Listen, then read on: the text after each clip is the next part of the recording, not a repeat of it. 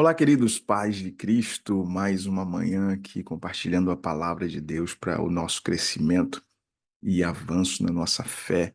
Eu tenho certeza que você será edificado por essa palavra de hoje, em nome de Jesus. Antes, eu quero te pedir que você se inscreva no nosso canal, compartilhe esse vídeo, dá o like aqui, para que esse vídeo se torne cada vez mais relevante e o YouTube acabe entregando ele para mais pessoas. É importante a sua colaboração. E também eu quero te pedir que, se você tiver alguma dúvida, se essa palavra tocar o teu coração, comenta aqui, escreve aqui, dê alguma opinião, fale alguma coisa, compartilhe com alguém, marque alguém aqui nos comentários. Eu tenho certeza que será uma bênção em nome de Jesus. Eu quero compartilhar um texto que está em Abacuque, capítulo de número 3, versículo 17 e 18. Esse texto é tão conhecido e ele é tão objetivo, sabe, e abençoador. A palavra de Deus diz: porque ainda que a figueira não floresça, nem haja fruto na vide, ainda que decepcione o produto da oliveira, e os campos não produzam mantimento, ainda que as ovelhas da malhada sejam arrebatadas e nos currais não hajam gado, todavia eu me alegrarei no Senhor, exultarei no Deus da minha salvação. Que texto incrível, que palavra poderosa. Abacuque está fazendo uma declaração tão poderosa, né?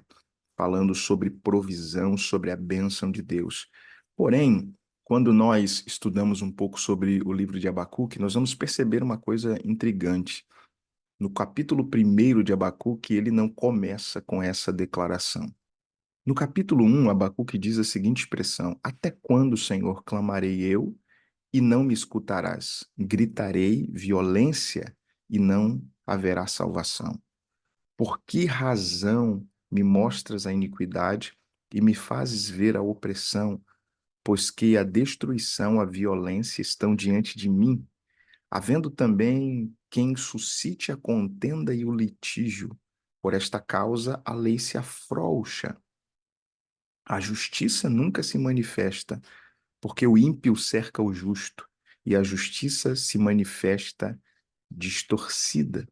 Sabe, quando Abacuque está dando esta declaração, a gente percebe que o Abacuque do capítulo 1 não é o mesmo Abacuque do capítulo 3.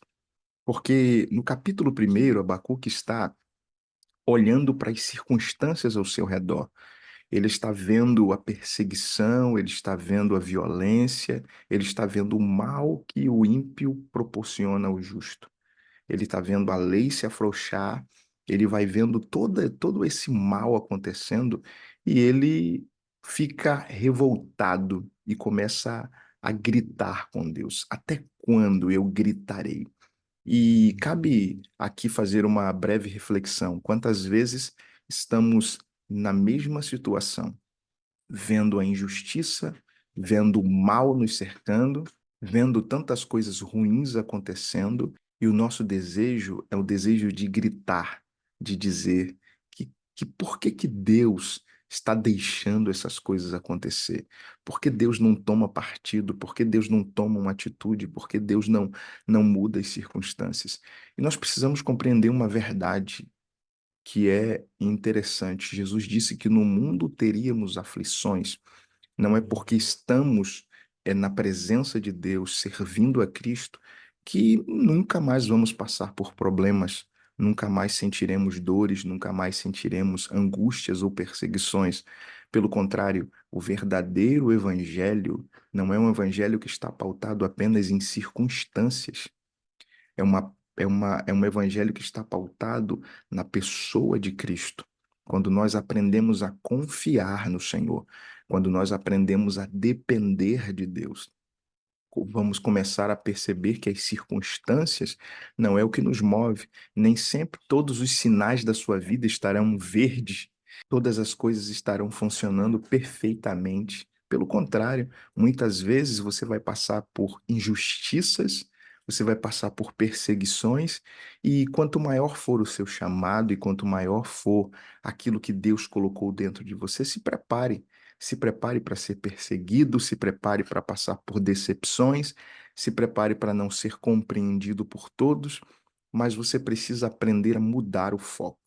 E a palavra dessa manhã é exatamente isso: mudando o foco, mudando o olhar, mudando a maneira como olhamos as circunstâncias.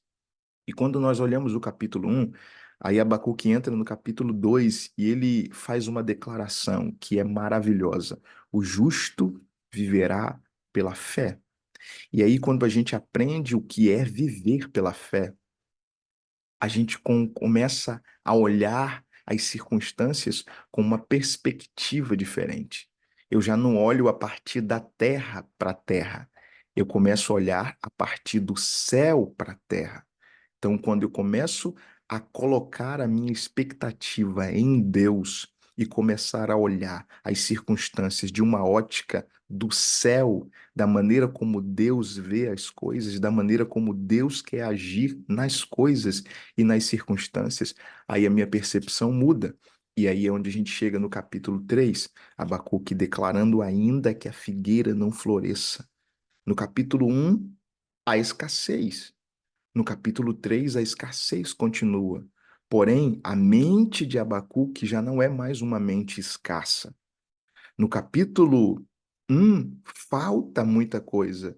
No capítulo 3, ainda falta.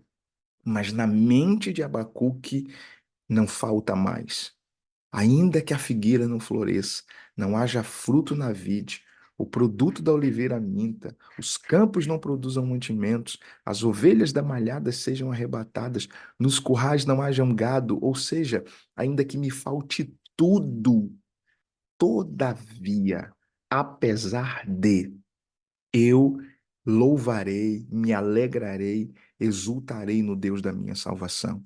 Percebe que quando colocamos a nossa confiança em Deus, a nossa fé em Deus, nós não estamos mais apegados a coisas, estamos apegados a Deus.